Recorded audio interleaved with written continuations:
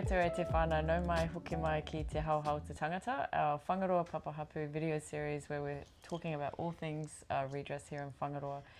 Today it's my great privilege to have a kōrero with our much loved kuia from Whangaroa, Whaea Pat Tauroa. Tēnā koe whaia.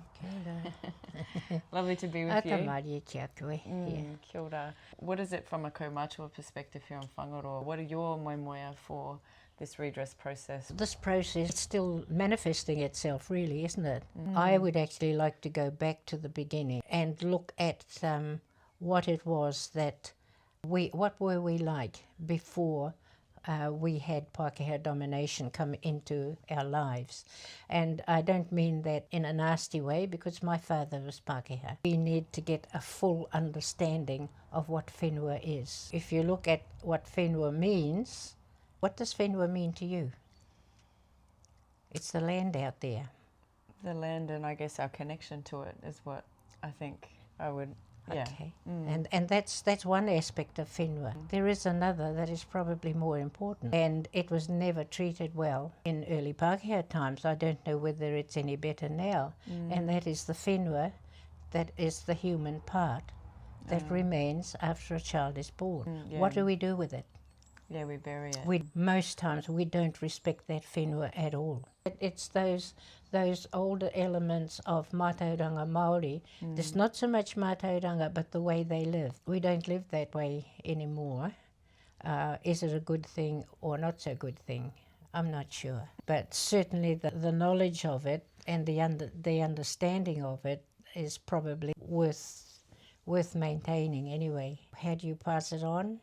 In this day and age, nothing's easy to pass on now. No, yeah, it's a different time, isn't it? Yeah. Just in terms of the redress fire, where did that kind of kaupapa start for Whangaroa? It started, I think, in terms of us in Whangaroa here in the Papahapu, when our kaumātua, a group of our kaumātua, started looking at what they needed to do to maintain Māori status, I think, in the practices that the Crown were beginning to ask in terms of utilising our resources. We did then have a group of kaumātua who effectively got together and started saying, well, these are the things that we need to do to maintain mana, if you like, or status for Māori people in their ownership of the resources that we have, and basically that was the land.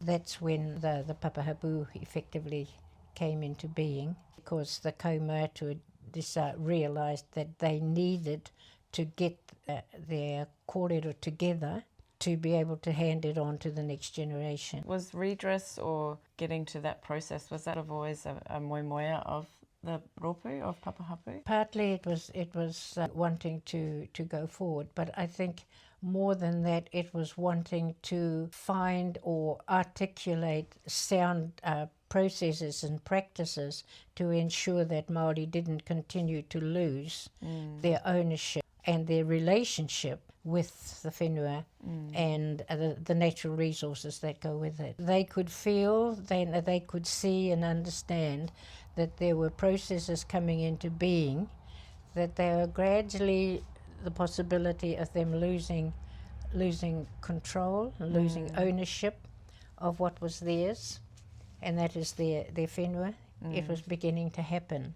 So they needed to find a way to ensure that things weren't lost. For myself, I think one of the biggest losses there has been in terms of te ao Māori, and that is the difference in who owns the land. In other words, is it the male that owns the whenua, or is it the woman that owns the whenua? Yeah, what do you think? Well, it's my whenua that brought the human being into place. Yeah, that's true, Yeah. Makes sense to me.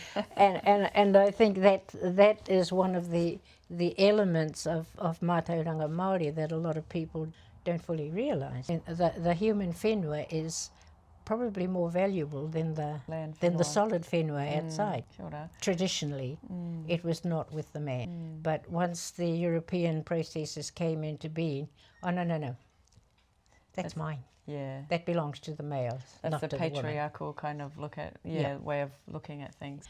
But in terms of the colonisation, it appears as though history tells us that European men married Māori women, particularly those who were owners of the land. So it was kind of strategic for them as well. Yeah, very strategic for the men, because it gave them that land without having to do a lot about it. What are some of the key things that you would like to see returned as part of that redress process? I think we do ourselves need to probably communicate better with each other, and I'm thinking of Māori Pākehā and Pākehā, male and female, to look at what is of value to our future, but also to remember what was of value to us, that we can maintain and ensure that it still stays with us,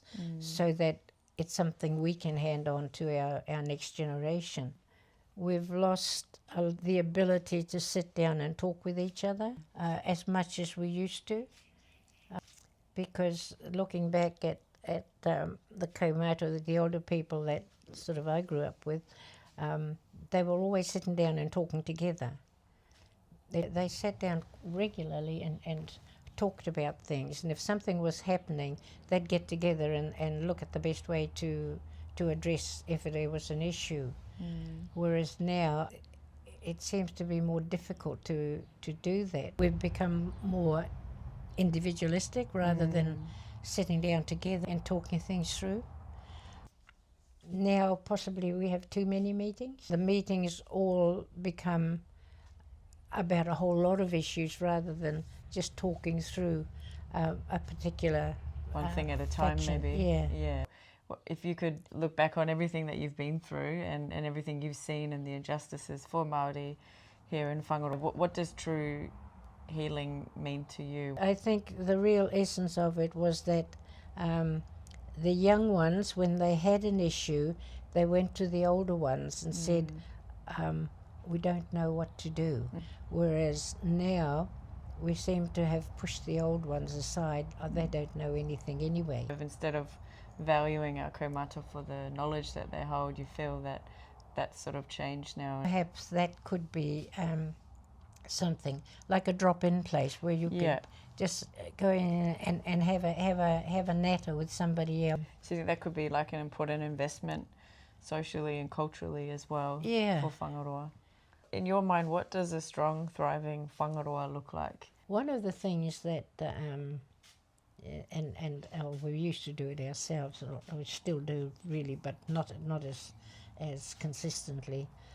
Everyone had a garden. It wasn't as if only one person had the garden. They all did, and they shared what came from the gardens. So, but whether you would get that going again, I don't know. What did that feel like to have that sense of community like that? I think it was just automatic. Just normal. It was there, and if your garden was successful, you had extra, then you gave it away. So that always thinking of the collective, always thinking of everybody else. I think society's changed so much.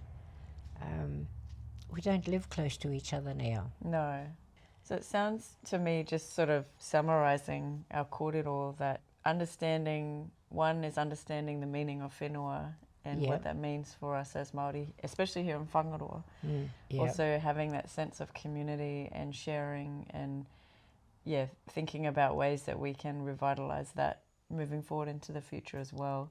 Tēnā koe whaia, thank you so much for your kōrero. I really appreciate it, and I'm sure our whānau appreciate hearing all of your words of wisdom. But as always, whānau, thank you for joining us, and if you'd like to share your feedback or any whakaaro that you have, you can reach out to comms at whangaroapapahapu.org.nz, or you can follow us on Facebook, on Instagram, or on YouTube. Thank you so much for joining us, whānau, and we will see you for the next episode. Mā te wā. Mā te wā.